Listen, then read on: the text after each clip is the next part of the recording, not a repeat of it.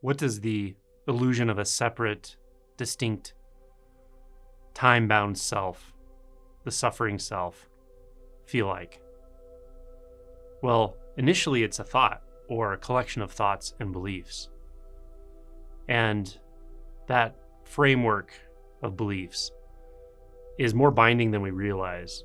It's not until this first shift, this first major step in the unbinding process that we realize how binding that actually is, how solid it feels, how heavy it is.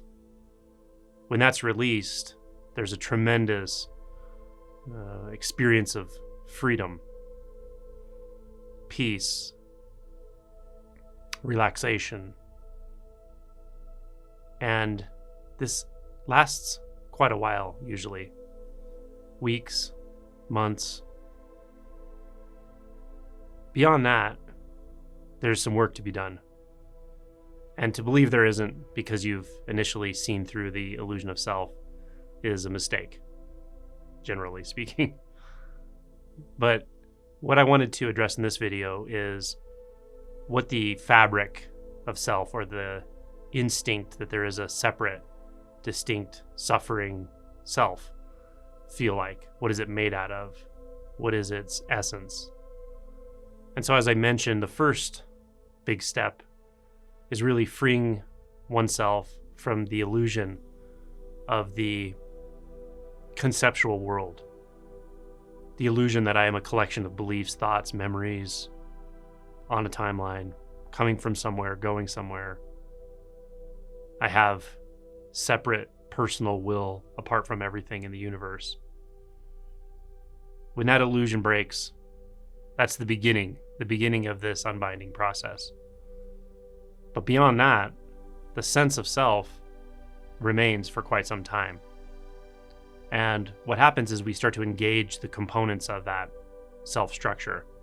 So even though it's seen pretty clearly that there's no separate, distinct self, not in the way we thought about it before, the underlying mechanisms that made it feel as if there was are still in place. Now, they may be weakened significantly, or aspects of that underlying mechanism may have dropped away, but there's usually a good amount of the mechanism left.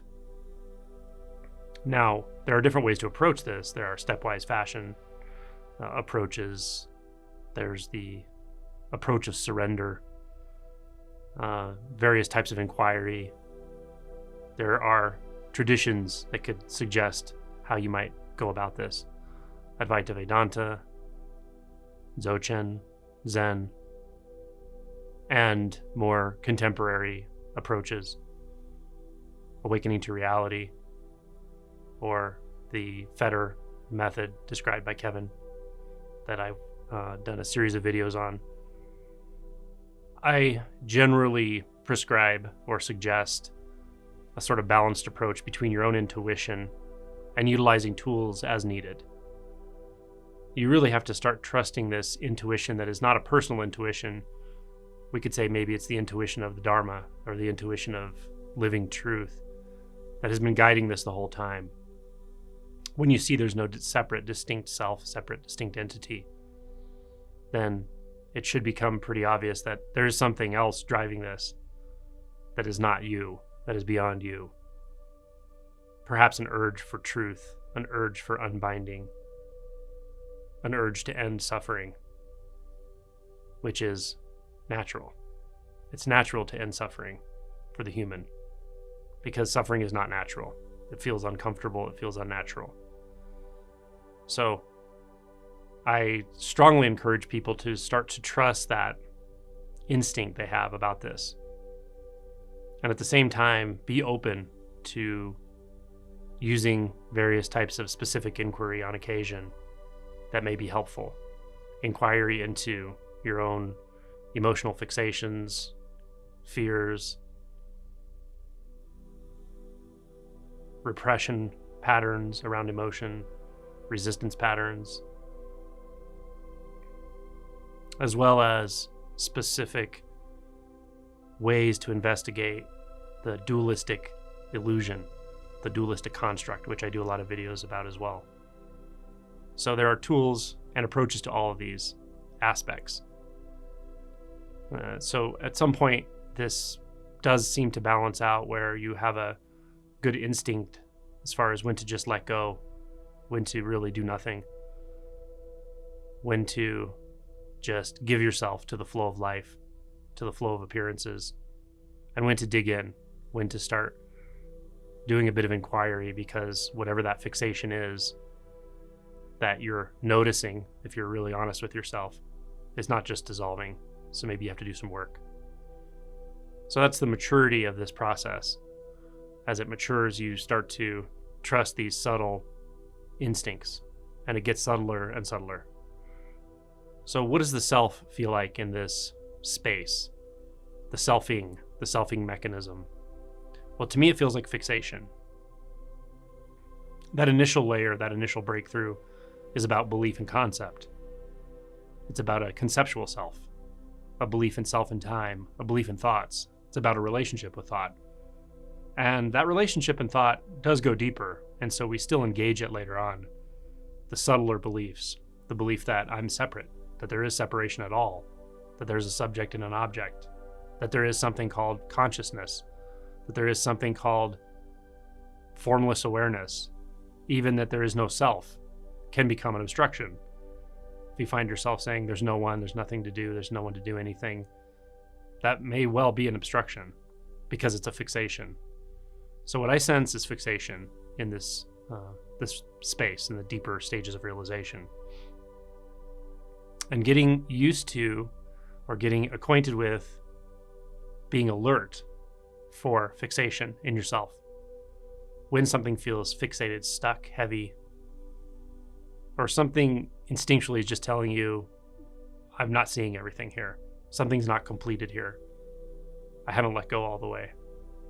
I've seen it in all these forms. So having some alertness to the nature of fixation itself can be really good practice, or a really good orientation in deeper stages of realization. Where am I holding? Where am I fixating?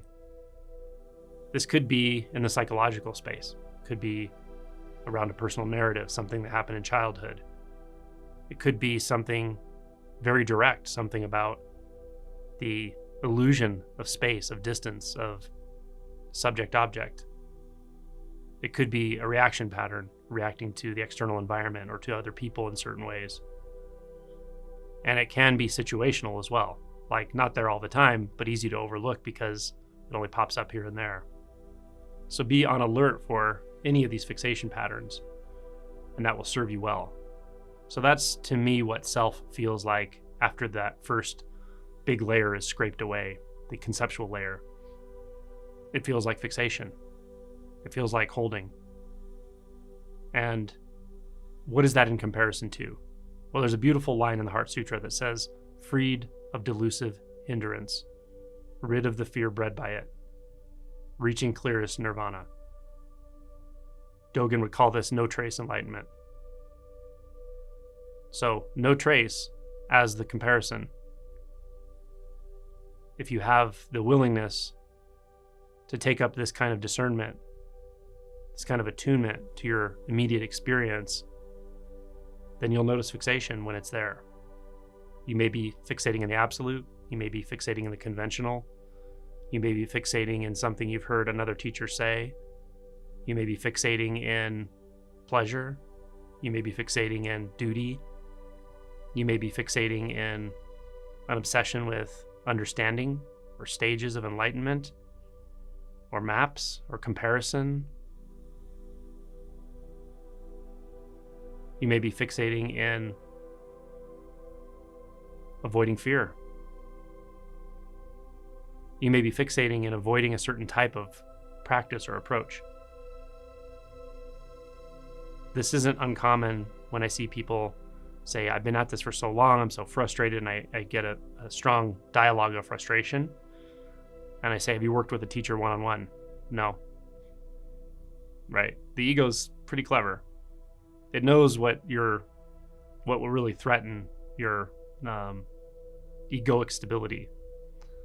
Or I'll say, have you gone on retreat? No, I don't need retreat. I don't believe in it. Okay, well, give it a shot. You might be surprised. So sometimes it's about doing what you're disinclined to do, or you just haven't gotten around to. There may be a reason you haven't gotten around to it. There may be a reason you're disinclined to do it. And that reason may be the last bastion of fixation, the holding place. It may not be, but it's often worth investigating. So to me, that's what the underlying selfing mechanism feels like. It feels like fixation. And what a blessing it is that we can realize a world without fixation. And then we can realize immediately, instantaneously, and unequivocally that that world of non-fixation is perfectly natural. It is just the way of things. Not that there is a way of things. But you can be free of fixation. You can be free of delusive hindrance. Svaha.